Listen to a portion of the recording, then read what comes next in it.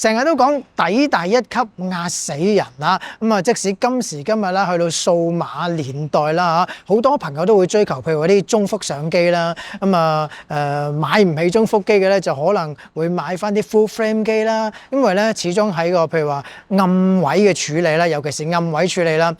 4433呢一個中幅嘅會比 full frame 做得好 ，full frame 又會比 APS-C 做得好 ，APS-C 又會比 M43 做得好。呢個咧的而且確上係嘅。咁但係以前菲林嘅年代咧，我哋就會講求咧鏡頭嘅質素咧會多啲嘅，因為咧始終你話同一部機身同一款嘅底片，但係用唔同鏡頭咧出嚟嘅成像效果咧都會有唔同嘅。咁但係咧，你會發現以前嘅專業攝影師咧，好多時咧都攞住咧一啲比較大啲嘅相機，好似呢啲咁樣啦，四四方方啊咁樣，或者即係再大部啲嘅。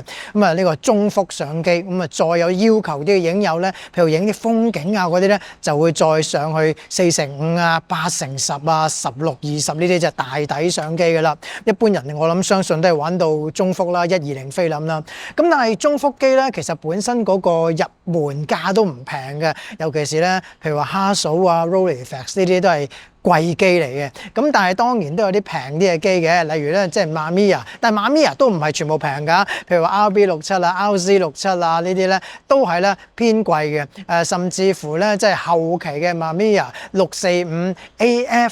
呢啲咧之前介紹過咧都係貴嘅，咁但係今時今日啦，呢啲機雖然跌咗價，但係咧仍然有啲都會比數碼相機貴嘅。今日就同大家介紹一部被我譽為咧最理想嘅入門級呢個中幅相機 Mamiya 645E。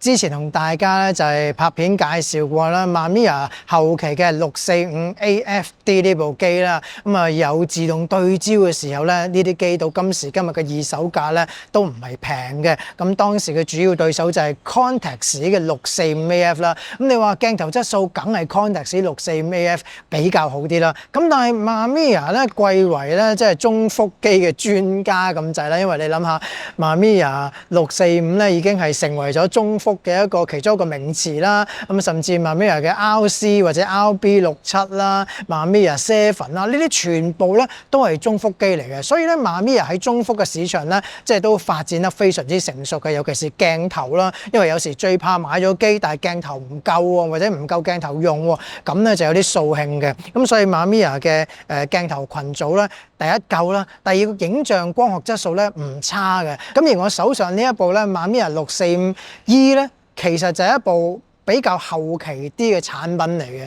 咁後期啲產品，但係佢仍然出翻手動對焦喎。咁點解咧？咁其實呢一部咧 E 咧，我就覺得係代表 entry 啊，入門級咁解。佢係取代咗更早期嘅645 1000嘅，因為咧佢最高快門咧只係去到1/10001秒嘅啫。但呢部機好處係乜嘢咧？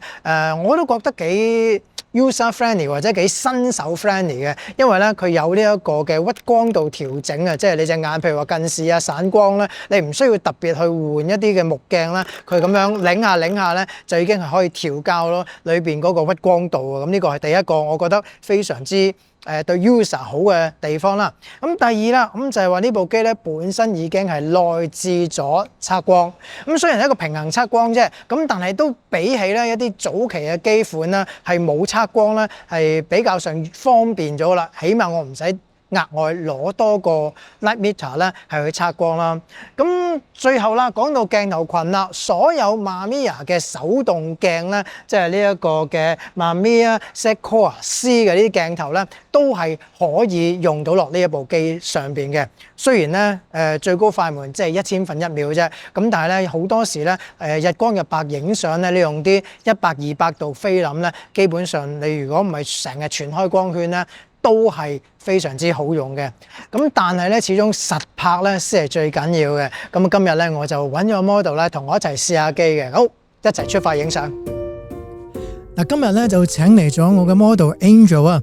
Angel 本身咧就係香港職業籃球隊啦，香港金牛啦啦隊裏邊其中嘅一位隊員嚟嘅。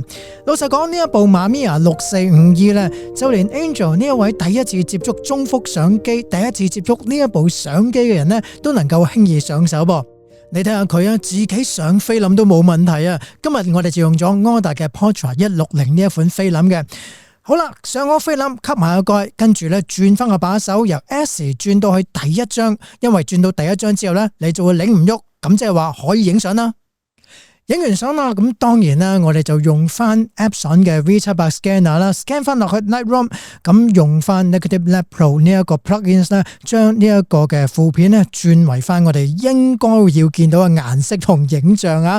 咁喺 Lightroom 呢一度咧，呢個版面相信大家有玩過都好熟悉噶啦。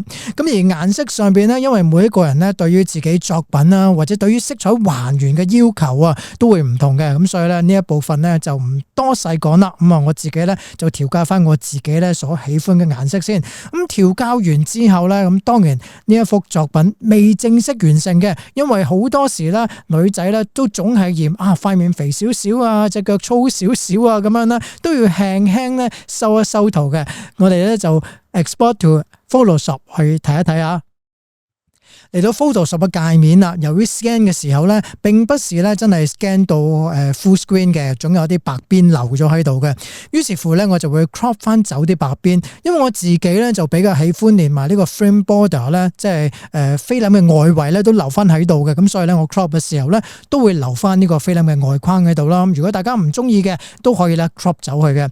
之後啦，我就做一個burn and dodge 嘅一個傳統動作咁啊，正如而家見到有啲位啦比較爆啲嘅咧，我就會用呢個 burn 啦嘅動作啦，去撳翻暗少少，咁撳完呢一個光位、高光位啲爆位之後咧，就會 dodge 啦。呢啲暗位咧，我都會咧輕輕俾佢咧光翻少少，通透翻少少嘅。咁當然啦，眼睛因為呢一個咧係自然光嚟嘅，就冇用閃光燈啦。有時咧影出嚟 model 個眼咧就唔夠精靈啊，所以咧都輕輕咧就 dodge 佢，等佢咧比較上咧隻眼通透翻少少。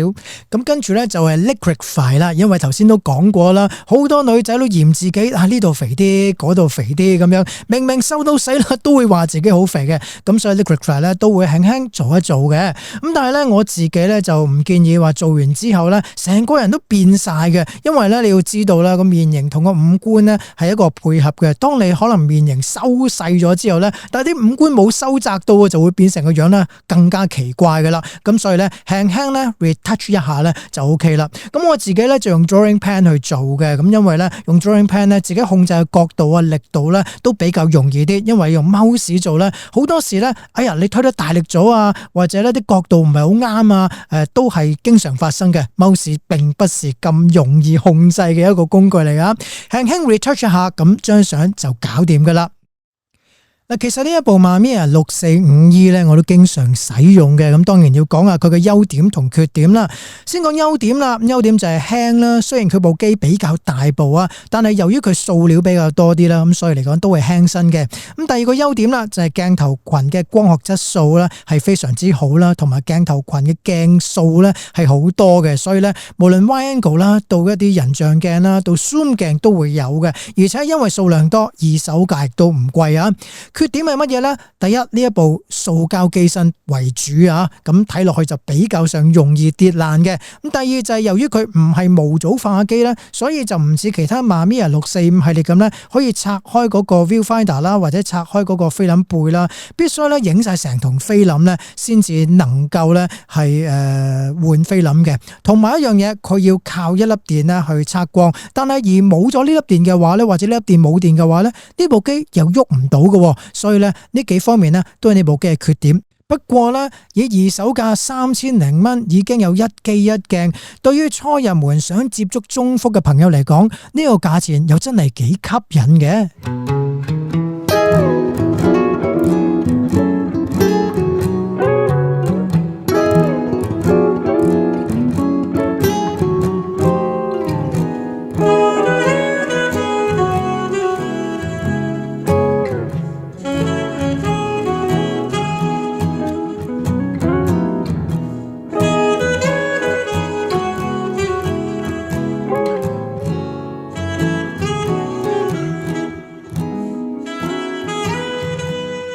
啦，咁就同 Angel 咧影咗一輯相之後咧，咁 Angel 頭先都試過呢一部645E 啦，咁啊被譽為咧，被我譽為啫，係一部好平價，亦都係好容易上手嘅入門級中幅機。Angel 覺得點咧？頭先你試過呢部機嘅。我覺得都好有趣，因為我好少會用呢一種類型自己全手動式嘅呢個菲林相機啦。咁我覺得呢，其實佢都係幾新手友好嘅，因為稍為教咗一下我呢，其實我都可以自己試到啦。咁但係我覺得可能真係要影到啲好靚嘅作品，就要慢慢摸索下。咁但係我都覺得呢個係好有趣嘅一部機嚟嘅。係啊，咁影到靚相咧，好簡單嘅啫，因為呢個世界上有一樣叫做 model 先決。首先咧，你個人靚啊，咁你就可以影到好靚嘅相噶啦。頭先睇過啲相啦，咁 Mamiya 咧好多時都係真係俾人低估咗嘅一個日本牌子啦。咁後期佢俾咗呢個 Phase One 收購咧，都並不是冇原因嘅。咁因為作為 Phase One 一間咁大嘅公司，佢都會買咗呢個公司，就係睇中佢咧。當然可能佢啲鏡頭啊，各樣嘢咁樣啦。好，今日就唔該晒 Angel 啦。OK， 下次咧我會揾 Angel 再試下其他嘅影相嘅嘢嘅。好。OK。